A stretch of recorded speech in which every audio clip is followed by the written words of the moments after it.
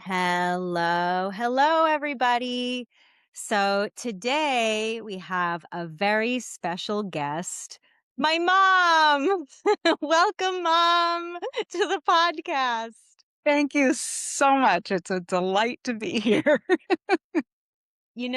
I was actually just thinking before we started that the first time you came on the podcast was now 7 years ago because Serious? you were 63 then. Oh my God. I remember it, like, being in the title or something, it was 63, Oh, or maybe that was for my website, I don't know, but it was the first video that we did, and so much has changed, so much changed.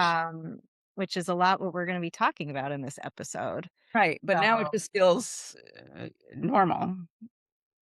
because 'cause you're in your So it's new hard to normal remember. now. Yeah. So it's hard to remember pre new normal. Yeah. I just actually announced yesterday about the new normal program, Oh, great. which you were there when I came up with that title, and you said, "Oh Yeah. my god, that perfectly describes it." It does perfectly describe it. So, so speaking of pre-new normal, I have some new listeners now who don't know you. Right. So, would you mind sharing just your history with food, whatever you feel like sharing? Okay. And just stop me when I've gone on too long. 'Cause, Okay.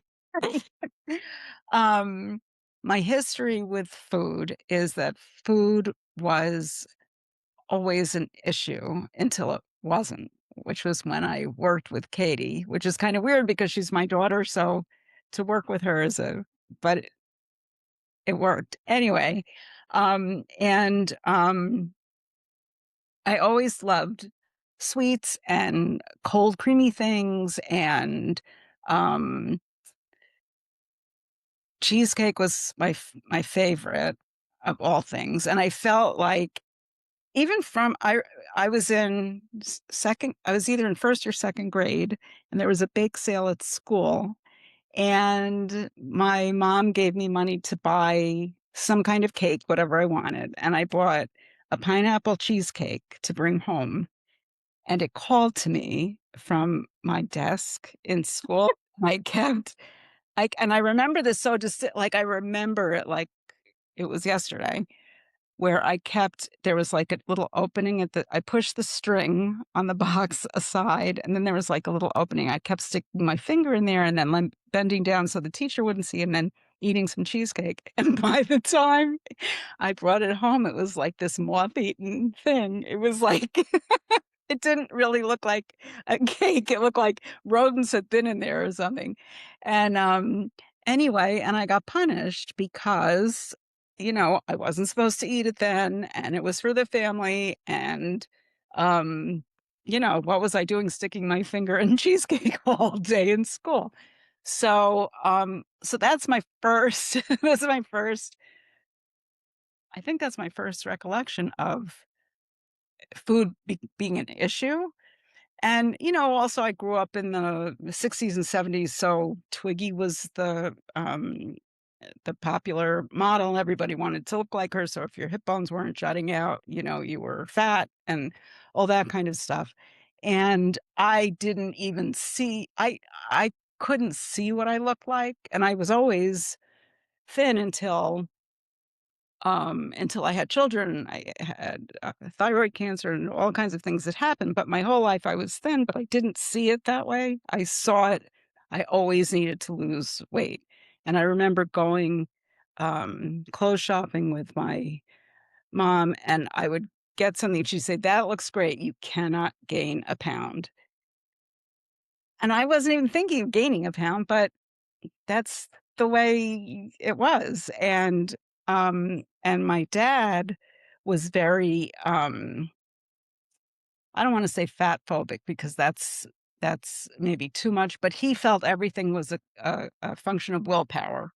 And so if you just decided not to do something, you didn't do it. My mother was a smoker, and he just felt you can just stop because you say, "I wanna stop," and same with food. And so he would sort of make comments, when my mother would eat something, and, when, I remember sometimes after school, she'd bring home, like, an Entenmann something or other, and she'd say, "Let's not tell daddy." So, food was a secret. And so there were all kinds of things around food, and then I discovered and they were always talking about calories, like, all it was, like, new then, you could get this no-cal soda, it was called, and it was, like diet soda, but it hadn't been there before, so every all the adults were drinking that kind of stuff and talking about, the no-cal, and, uh, when I was, I think, 14, I decided I needed to lose weight. It was probably 100 pounds, 102 pounds maybe, and I went on a yogurt and iceberg lettuce diet where I ate only yogurt. How did I do it? I had iceberg lettuce at lunch and dinner, and I had 3 yogurts in the day, not flavor, plain, because there were fewer calories. I don't know what I was thinking. I mean, now I look back and it's insane, but it was the culture, it was sort of part of my family, it was I had overweight relatives who were I had a cousin who, was very, very overweight, and people in the family, like, made fun of him behind his back and all it was like, "Fat you should be ashamed of not looking whatever the ideal was in anybody's head." And, I don't know, when I first went to Weight Watchers, um I remember having a Was I well, was I I born? you were born because I remember once having a conversation with Grandma June where she was on Weight Watchers, and she had been on Weight Wa and in those days, you could have, like, a forkful of tuna fish and a little cottage cheese, and then you basically had to lie down because you had no energy, and that was it for the day, and she I remember her saying to me, "You should go on Weight Watchers too. It's really it really works." And I read all the stuff, all the, materials, and I said, "I can't go on that. I would gain weight if I went on that," because it was more food than I was giving myself. Oh my god, I never knew that. I just it just I just remember that for the first time in 100 years. Yeah. Wow. Um, and then after I had you, I was diagnosed with thyroid cancer at the same time, so my hormones were out of whack for all those reasons. And, um, once I started nursing you, it was okay to go on a diet, and I went on Weight Watchers for the first of many, many, many, many times, and I always felt it worked. It was great because it worked because I always lost weight, but I also always gained the weight back. And instead of looking at it as, well, this program may have some kind of a glitch here that I always gain it back, I thought it was me and that That's what everyone thinks. that I just had no control because while you're on it, you get in this head. It's sort of a almost cultish because you go to meetings and you're like, I had I went to a party and I looked at all the items in the buffet beforehand, and I decided that I could have a breadstick and also they had applesauce, and I know applesauce was only this, and you could dip the breadstick in the applesauce and have 2 it was that kind of I'm exaggerating, but that's kind of how it was, and then you would say to yourself, "Why haven't I always eaten like this? This is crazy. I must have been nuts," so you learn that there's something wrong with you, um, and that you have no control. And then it extended to things like, there were certain aisles in the supermarket I didn't go down because that's where the ring dings and the yodels were. And, they called to you and couldn't have certain items in the house because you were going to eat them completely out of control. And and whenever we had cheesecake, which we would have for special occasions, um, except that one birthday where you decided that I loved the white cake with the strawberry frosting instead because you wanted it, and so you made that. And you also made me a crown that went down my back, but anyway, um, I aside had to fit all the happy birthday right, letters right, it was a long on thing, one happy birthday, crown, so it had to Bonnie. be a really long crown. Right, right. Aside from that one, it was a cheesecake, and then when I decided that I had had enough, and I would take little slivers, because a little sliver didn't really count the same as a big thing, but I could little sliver my way through 3/4 of the cake, and when I decided it was enough, I had to throw it out, but I also had to put ketchup and salt over it in the garbage because it was the only way I could guarantee not going in and taking out the cheesecake, which now I think about and I'm like, "Who was that person?" Like, who was that? It just seems so it was most of my life, and it just seems so far away now. So that's a brief summary of my life with food. Well, I'm it's so because obviously I see you and talk to you very often, so it feels really far away to me too, even though that was most of your life and therefore most of the time I've known you. Right, right. And I'm so proud of you Thank you. just knowing you now because that's a lot to, you know, do a 180 from, Right, right. Well, I'm especially when proud of that feels you. now far away. I'm proud of you because you're what changed it because and I don't know if you remember this, you probably do, but I we had a long talk about my doing your program because your first iteration, because, you were telling me about all these successful, um, circumstances with your clients and stuff, and it sounded great to me, but I was at the stage of my life that I had gone at that point, I had gone to a weight loss doctor, I remember that the hummus lady. a hummus lady, and you couldn't have hummus, it was an I was so pissed off at that lady it for was what you were doing. it was very bad, and I knew while I was doing it, it was bad because it was so restrictive and it was so unhealthy. Um, And she was a doctor. Like, was this an is what MD, she was an MD, but I really think she had disordered eating because, there's no other way I can figure out how she came to see that as helpful to people and healthful to people. But I had done that, and then I didn't lose that much weight on it because I was bad.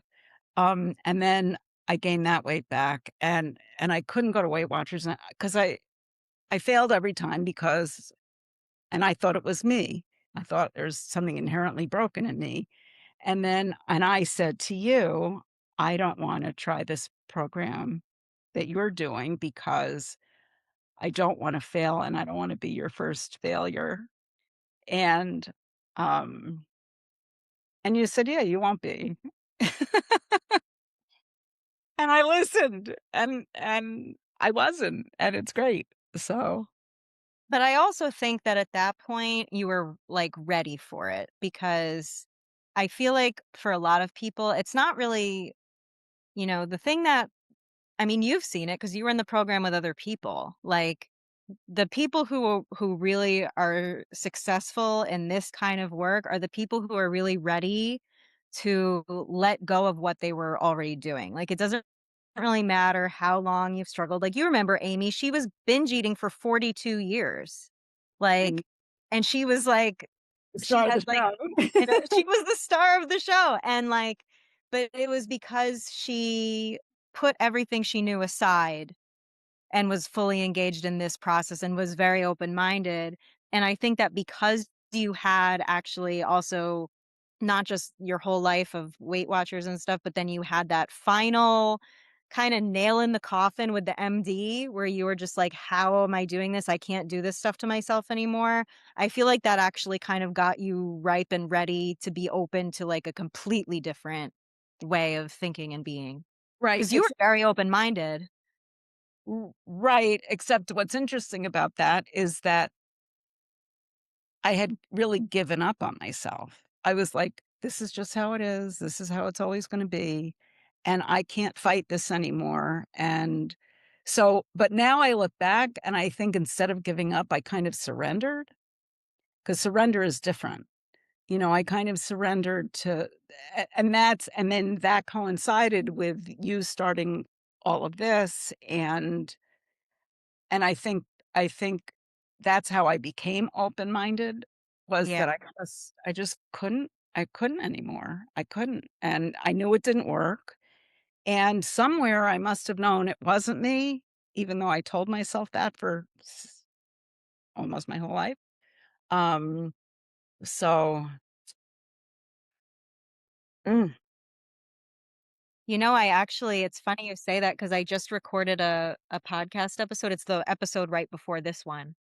Um, and it's like it was for people who feel like they can't stick to the things that they used to be able to stick to, or the things that they used to like Weight Watchers. It's like in the beginning you're like gung ho, I'm all in, but then every time you try, right, it's worse and worse. And like, why can't I stick to the things I used to stick to? And I offered a reframe that it's not that you're failing it, even though it feels like you said, like I might as well just give up, but then you almost do reach that point of surrender, and from that point of surrender, a new path opens up, because maybe the reason why it wasn't working all that time is because you were meant for something better all along, and that, but you this don't is a know anything sign else. that's pointing you to a new phase of your evolution. Right, right, right, It's like a and dark night of the soul. ooh, that's good. Yeah. Yeah, exactly. And also, with the whenever I went on a new thing, I'd have to get motivated. That was also part of it, was you couldn't just do it. You had to be motivated. And so I don't even know what that means either, because the only way to motivate yourself to do something is just do it, is what I've learned now with pretty much everything. Um, And so there were only certain right times. If you had 3 weddings, you couldn't do it then because, you might overeat at the weddings and you didn't wanna have to count all the points. So and I remember you saying, because I said, "I'm not even in a head to do any kind of a program." And you said to me, "I promise you, this will be easier than anything you've ever done before."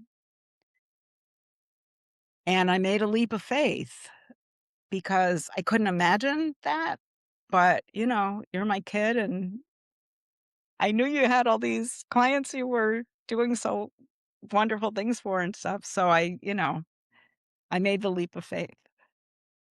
And now look at you. You're in a completely different you're in a like, you are a different person. Like, you're in a different brain now. Totally Like, different I feel like I'm interacting with a different person. it's funny you say that, because I said to Dad I mean, the recently, same person, but same person, yeah, same person, but I said to Dad, "You must see such a difference in me now." I said this to him recently, and he said, "Not really." though, remember when because he said it to me, I think you were there too, where something happened where you didn't like the food or something, and he, like, flinched and, like, Oh, braced himself, yeah. like, getting ready for you to be in a bad mood, Right, right. Yeah, yeah, yeah. and then But he caught himself and he was like, "Oh, I don't have to be afraid that you're gonna be in a bad mood because of I food anymore." and I totally forgot that also, that it really governed my day. I mean, if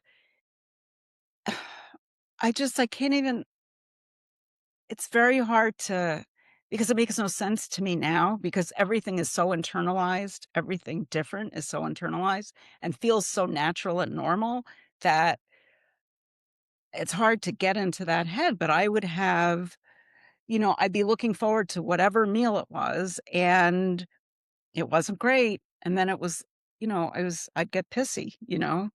"Ugh, I can't believe," or I'd order something and I didn't really love it, but somebody else at the table would order something that I should have ordered, and it was like the end of the like, I didn't, I didn't throw a fit. I didn't say, "I can't believe that I have a bad meal." But I felt that, like, that's what it Yeah. felt, that that was, it took something away from me, you couldn't recover, and now it's like, Now you don't care at all. I really don't care, but it's different then because one of the things that I also, sort of strived, I'm not sure which is the right word, for, was to only need to eat when I needed fuel, you know, and Yeah.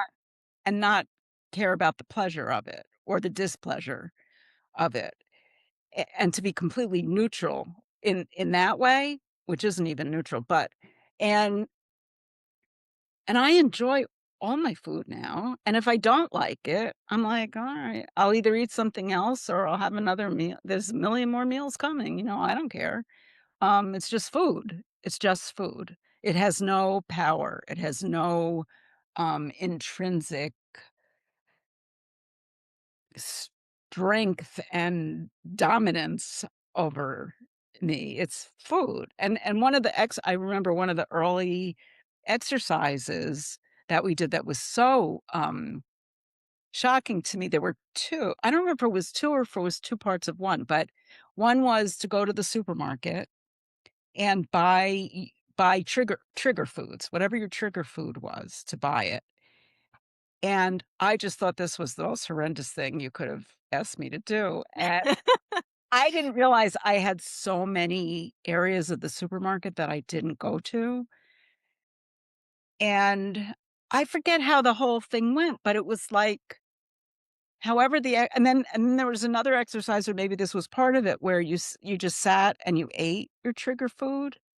And you were present while you ate it, and you tasted it, and you felt the texture of it, and you smelled it, and, you took it all in, and all of a sudden, it was just like ingredients, kind of, not like a thing, and, I remember having either a ring ding or a yodel because I never would go in that aisle, and, and I was like, "This is like," by my 5th bite of actually being present and being aware that I was eating, it had no, it didn't interest me anymore, the first 2 bites were great, and that was it, the rest of it was, nothing to write home about, and it was the first time that I realized that I had the power, this was only a thing, in packaging, but, you know, I it had no power. I remember that. Yeah. Crazy. It's just crazy to think about. And now it's interesting because, one of the things that we learned in the program was that, I lost my train of thought. The ring ding, Ring dings. You do this with me all the time.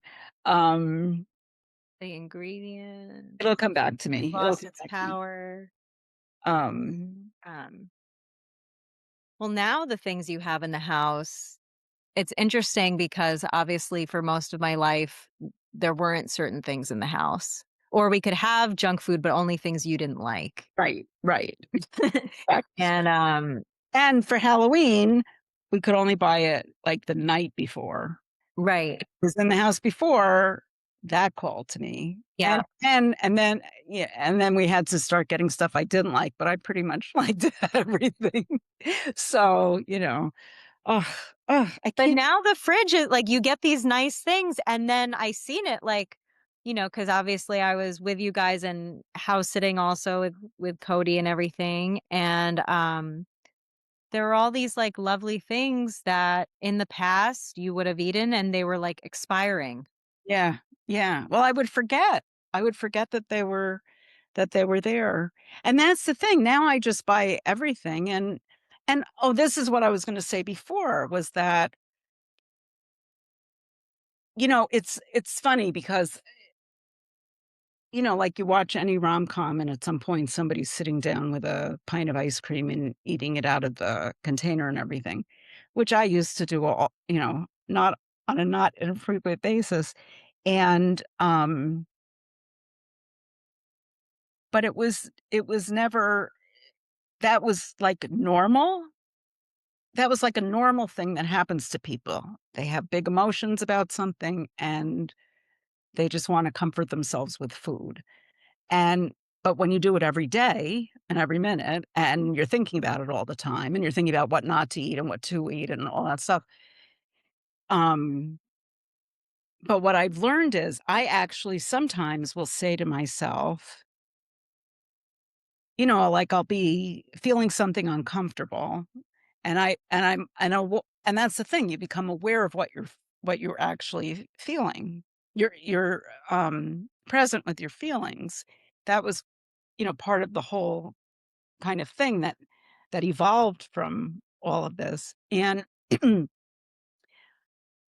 you're like you're and I'd say, "Geez, I don't like this feeling, it's very uncomfortable. I would like to eat my feelings right now." I mean, this is literally the process. And then I'll go and I'll look and I'll see what I have because I don't have it memorized because who cares? And I'll pick something, and let's call it a pint of ice cream because that's happened. I'll take out the pint of ice cream and I'll take the bites and I will eat I remember this was like the best thing was that if you're gonna binge on something, do it mindfully. Be present. Enjoy every bite. Take your time.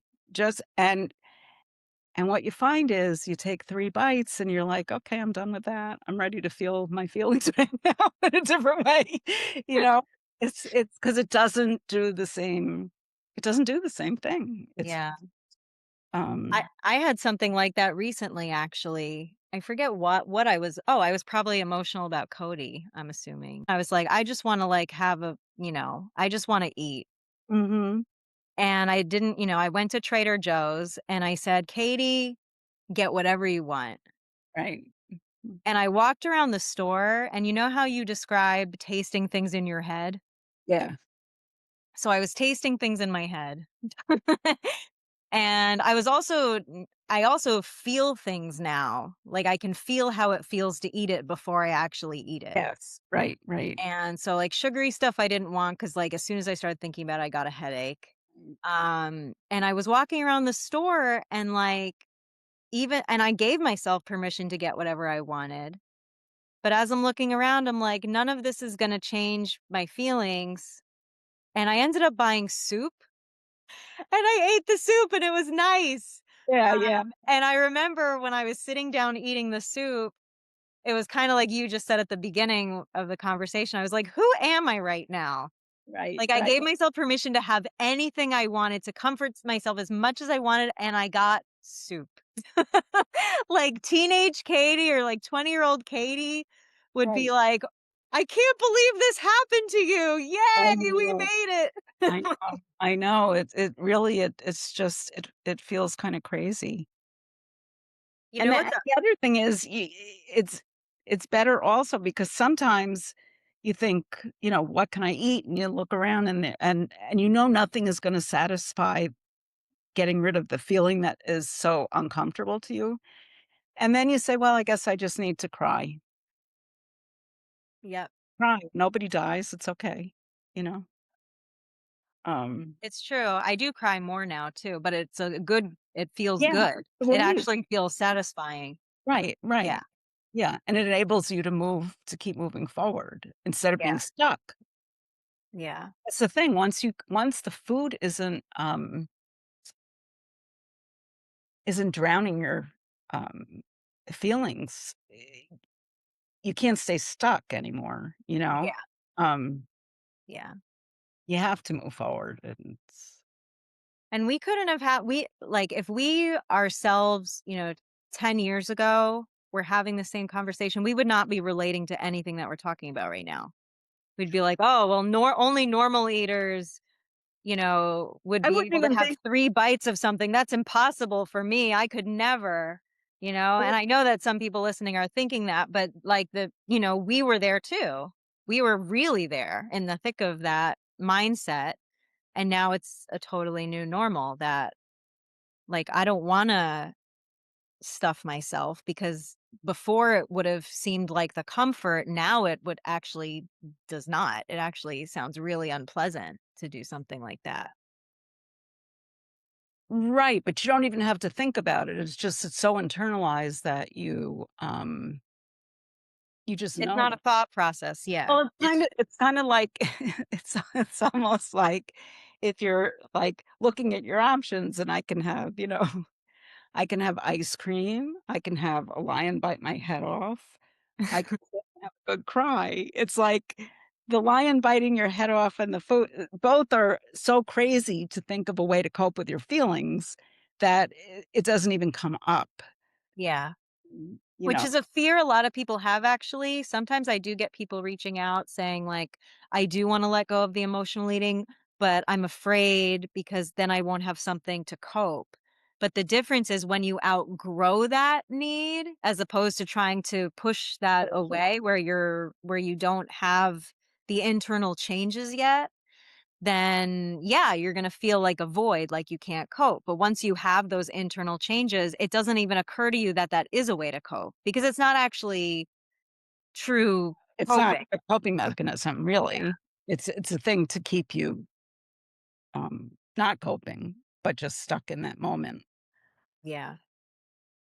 The other change that I feel like I've seen in you the most that has come through your work with food, but isn't necessarily directly related to food is your mindset around just well, there's 2 things actually that I would say are the biggest changes, is one, how more kind and compassionate to yourself you are and how much you give yourself credit for things as opposed to, like, before refusing to take a compliment, or if someone compliments you, you have to bash yourself to balance it out. Um, and before, like, you were very resistant to celebrating wins, whereas now it's, like, hard for you to not see your wins.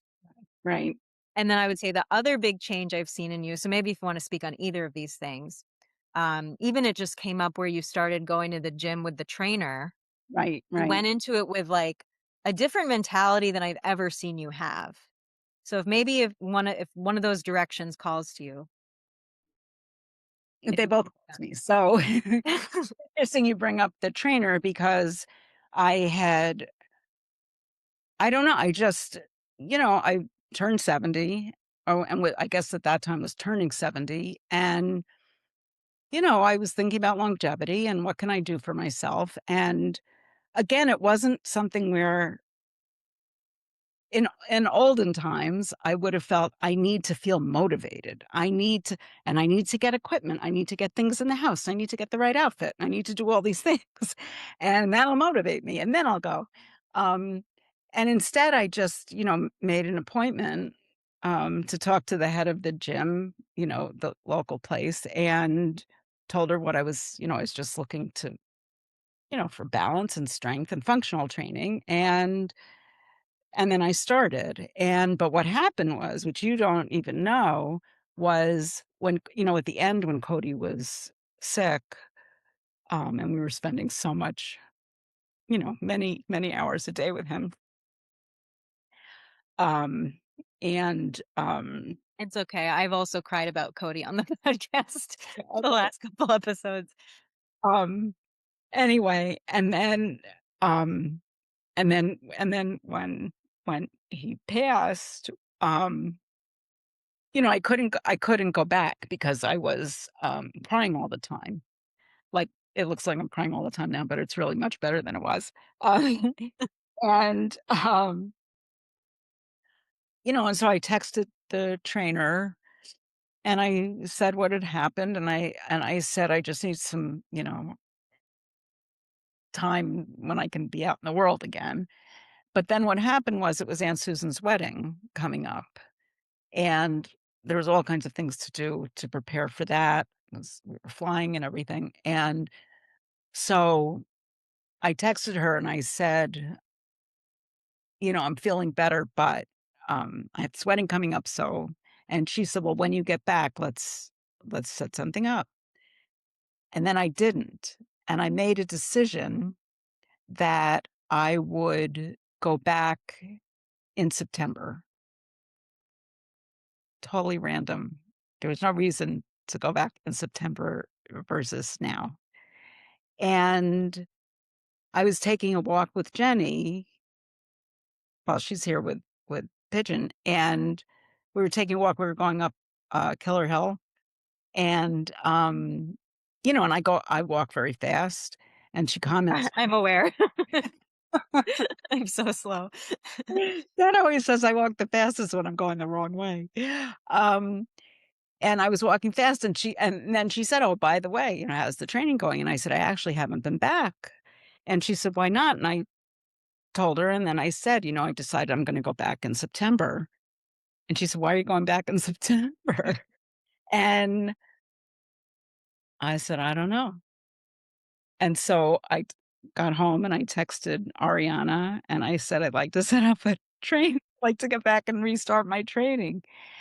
But I wouldn't have done that before. I would have mulled it over and decided September was a good idea, and then September would have come and gone, and October would have come and gone. And it's a question of, it's funny because I always like to know the reason why for everything, like,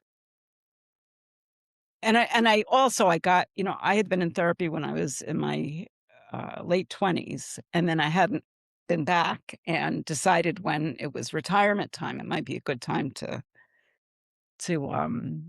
pull myself together in other ways. And what was interesting was that it was so much more productive, and I was just, I guess, so much more open and less resistant to certain things because of the program that I had done with you.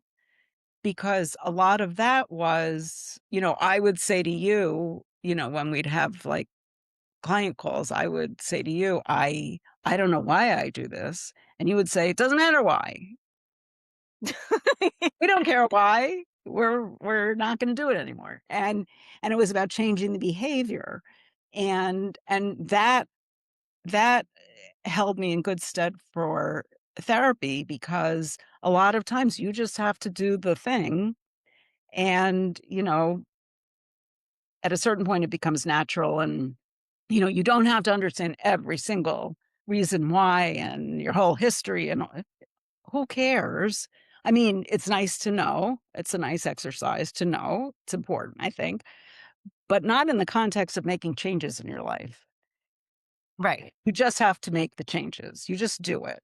And so instead of fighting myself about the September, and also I I couldn't be wrong, which I still have a lot of trouble being wrong about anything. You?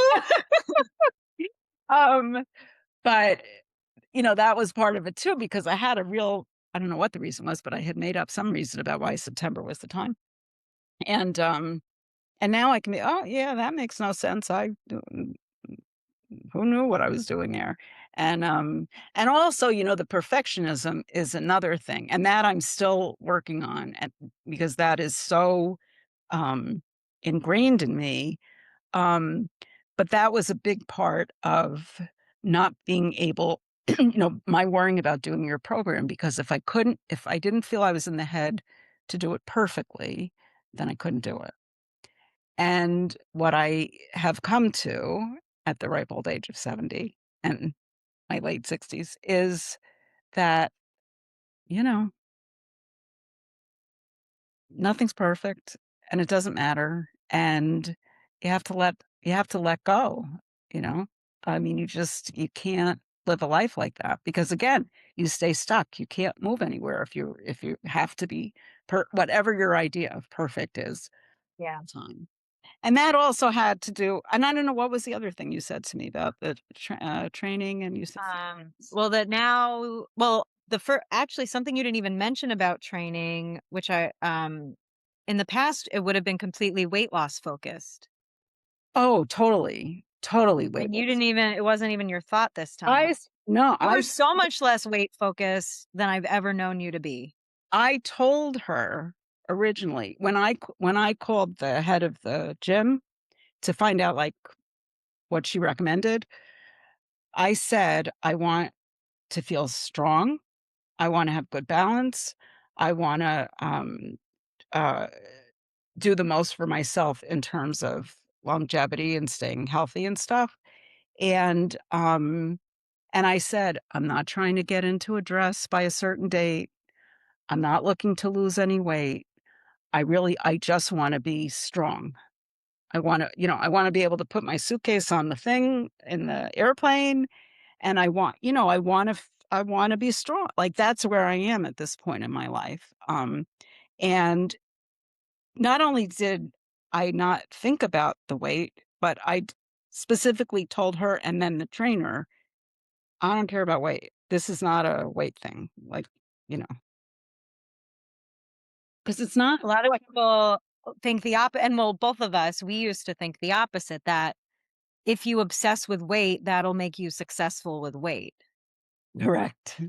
And we both found out the hard way many times that is the opposite of the truth, Yeah, and that the weight comes as the side effect of how you live and how you think. right. And also,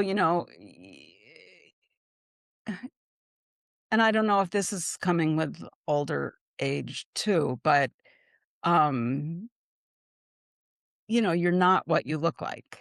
And and I remember Shahar saying in one of the, mindfulness discussions that, being thin, which was always the ideal, can be a sign of ill health. It can be the sign of a lot of negative things. It doesn't necessarily mean that it's a positive. We look at thin people and we're like, "Oh, isn't that one?" But that's not that's not accurate, and it really is. And this is the kind of thing I would never listen to. If somebody else said this to me, I would not listen to it. It really is how you feel and how you function in the world, and that's what is important. The weight is bullshit, really. It's not meaningful. Um, and I no longer have sort of an ideal about, you know I used to pass myself in, windows, when you walk down the street and you pass yourself in a store window and you see your reflection, and I would be like, "Oh my," the first thing was, "Oh my god, I'm so fat," whether I was fat or not, because I wasn't whatever the ideal was. And now it's funny because I pass myself in a reflection, and I'm like, "Hey." Because it's like, I'm happy to be here, I'm happy to feel good, I'm happy to be healthy, I'm happy to be growing and changing, and, you know, um, I'm looking forward to the future all the time, so it's not, and I'm living in the present, so you can't really be down on yourself when you're, That's so positive. yeah, shocking, isn't it? Well, it's definitely different than how things used to be. Right. But see, if somebody said this to me, I wouldn't buy it. No, same. I wouldn't either. I wouldn't either. I've had the same reflection just over the last, just starting this like 20-week podcast spree. Because it's all been reflections about like what internally had to change for all these external things to change. And a lot of the things that I'm saying, if Katie from 15 years ago heard me say these things, I'd be like, I wouldn't even, change the channel. Like I wouldn't even Well, like, what they're talking about. yeah, I know. Yeah. But Well, and I have this all the time, I go out to lunch with my friends and, we're looking at a menu and it's always, excuse me, it's always, should I be good or should I be bad? And I used to be like that. and there are no good foods and bad foods. I mean, there's healthier things and unhealthier things, but it's like you are not good or bad based on what you eat. And it's like, should I get the fries? And I always say, if you want fries, get the fries. No, it's like, why are we having a 20-minute discussion about this? Let's move on to something more interesting. But but I didn't realize how, I mean, that was me. That was me until, what, 6, 7 years ago? But I'm very critical now of that because because it's exhausting. it is exhausting. It is exhausting, and it would be like, I'll order dessert if you'll have some. And it's like, if you want dessert, get dessert. If you don't finish it, you don't finish it. If you finish it, finish. I don't like, who cares? It's ugh, I don't know. It's just very, when and people will offer, you go over to somebody's house and they'll offer you something and they'll say, and you'll say no thank you, and they'll say it's only 12 calories. Right. That's gonna make a difference. Or it's 2 points. And it's Yeah. I don't care. I don't really want that right now, thank you. It's like, but I lived it for decades. Yeah. I And I always felt this when I would do Weight Watchers or any of the program, part of the thing was that food shouldn't be such a big deal, and all you do is think about food. You obsess about it from the night before. What am I gonna wanna eat tomorrow? And I'm gonna have to save my points for this because what if I wanna have this? And, oh, I'm gonna go out, so this could be this, and it's like all you do is think about food. And now I think about food when I'm hungry. I'm not thinking about food until I wanna have some food. yeah. But all the time that I was dieting, all those years, I was thinking about food all the time. Yeah. Yeah, well, that's like the false promise of all these diets. They like bring you in with this premise of all you have to do is follow exactly what we've laid out for you. And we've done all the legwork. So you'll never have to think about food, Right. except for Well, when you spend your entire life planning and trying to stick to this right, ridiculous thing. right, right. So and then the other thing, I had said that we hadn't touched on was just how kind you are to yourself now compared to how you were before. Which I guess you did touch upon that when you pass yourself in the windows Right. walking on the streets. Well, and That's a that's very different greeting.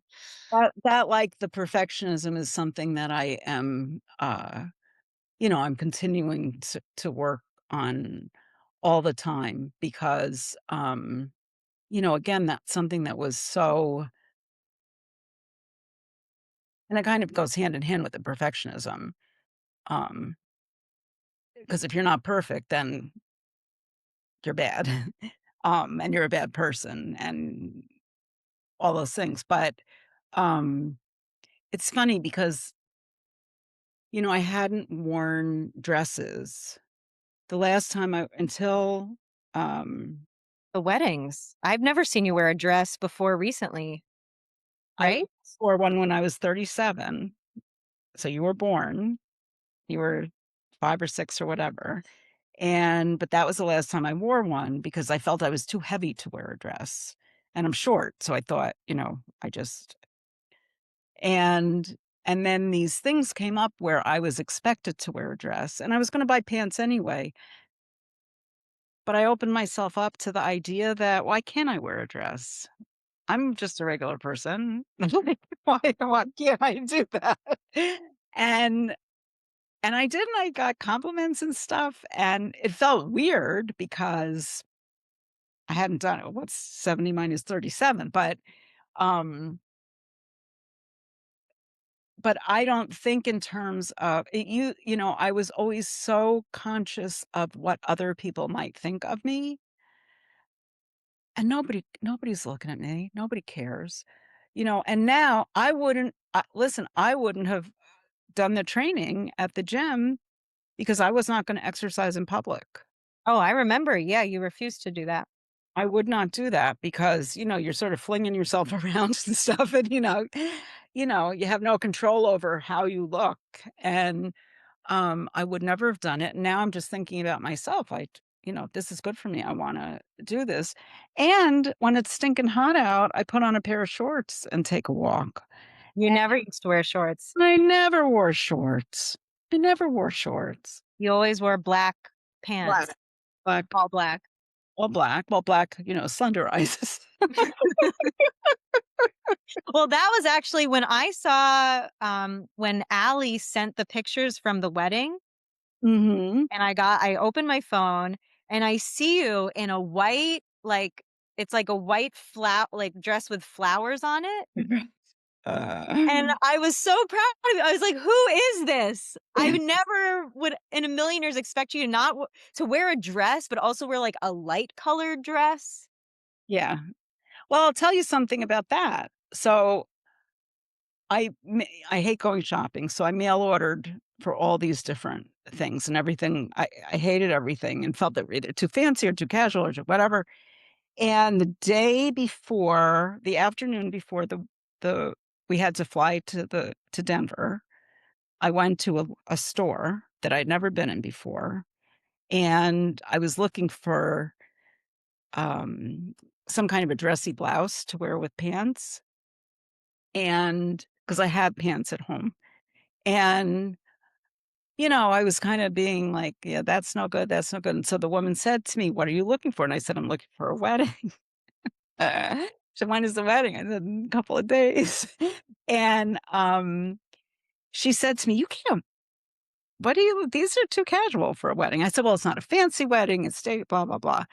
And she said, what was the dress code? And the dress code on the invitation was um, something like sundress, resort wear or sundress or something like that. And she said to me, everyone is good. She said, not that you should care, but I'm just telling you, everyone's going to be wearing a sundress.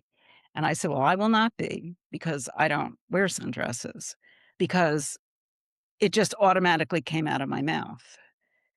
It's, you know, and then she's showing me different sundresses and she said, just try it on. And I tried on a couple and they didn't look great, and then I tried on that one, and she said, "I like that." She said, "I think that looks nice." And I kinda liked it, but I couldn't sort of let myself like it, and and I said words that I have not said in many, many years now. "You don't think it makes me look fat?" And as it came out, I was shocked that even because it was such an old trope. And she said to me, she said, "Well, you're not gonna look like a size 2, but why do you wanna look like a size 2?" And if she had said that to me 6 years ago, I said, "Well, if I'm not gonna look like a size 2, I'm not buying this." But instead, I was like, "Oh, yeah, I don't care if I look like a size 2." I look cheerful and happy, and it's appropriate for the thing, and I enjoyed every minute in it. It's like I didn't w once I had that moment of, "Does it make me look fat?" I never looked back. I never looked back, and I got so many compliments on it, and I think a lot of it is how you feel when you wear something, Yeah. not what you look like in it. I mean, when I was wearing all black everything all the time, I mean, I must have looked like I was in mourning every day. It could have been like a really great look, but I didn't think about that. So, it's a process because you don't realize certain things die hard, like that just automatically came out of my mouth, even though I didn't feel that way anymore. Yeah, that's Also what I call the residue that yeah, just pops up. yeah, yeah, and as soon as she said, "Well, you don't look like a size 2," I'm like I had already Mm, said, "Yeah, what, so interesting, all these things. that's so great. Um, and, the other thing is, all the scarcity conversation about, food scarcity, and as soon as you restrict, that's when you want it, and, uh And I realize I have scarcity issues around other things. I have scarcity issues around money. I have scarcity issues about a lot of things. I think a lot of things in my life based on my childhood and all that stuff are based on not coming from a position of strength, but from fear. And and the program, your program was the beginning of my turning that around and not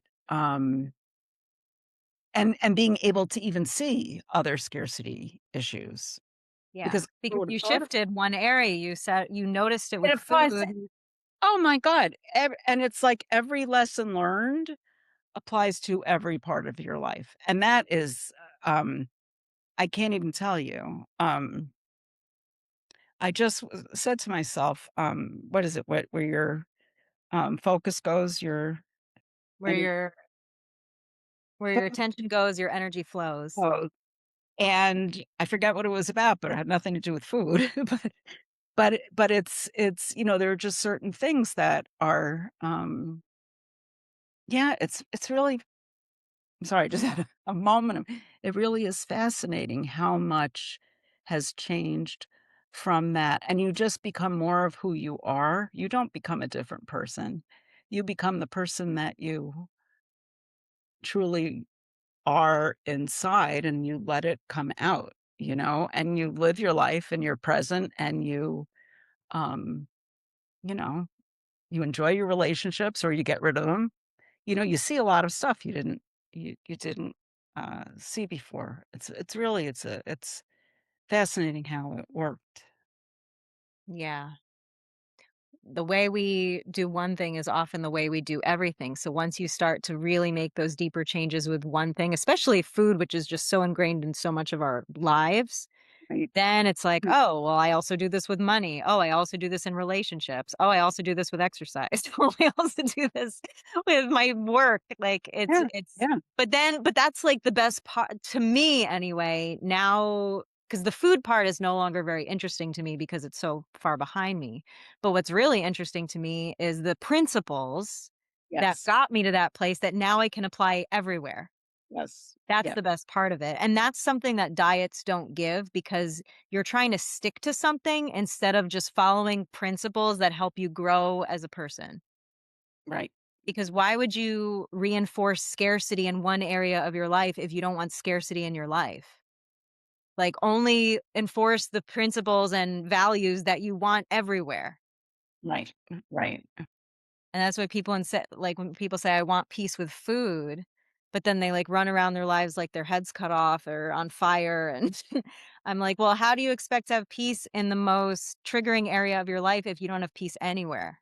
Like, yeah, you have to first practice what it is to build peace, and it yes, helps to have one area to specifically apply it, but then yes, once you understand how to change that one area, now you know how to bring peace everywhere else. yeah, absolutely, absolutely, mhm. So, first of all, thank you for being on this. I think we've been talking for like an hour. Um, Oh, so I is that won't. surprising? Shahar, I told Shahar we were going to be talking today, and he said, "Oh, did you prepare some questions?" I said, "All I need is one question because if I start with one question, my mom's just going to talk for the whole time, and it'll be easy for me." Oh, God. My mom has a gift. Um, Some might call it a gift, I don't know. But before we go, well, first, I have two questions for you, really. Because one, I just want to know if there's anything that you feel you want to share with those who are listening. So, my first question would be like, what's a message that you would want to give to someone who's listening? My second question is actually specifically because I'm going to be opening the program soon, the new iteration, the new normal.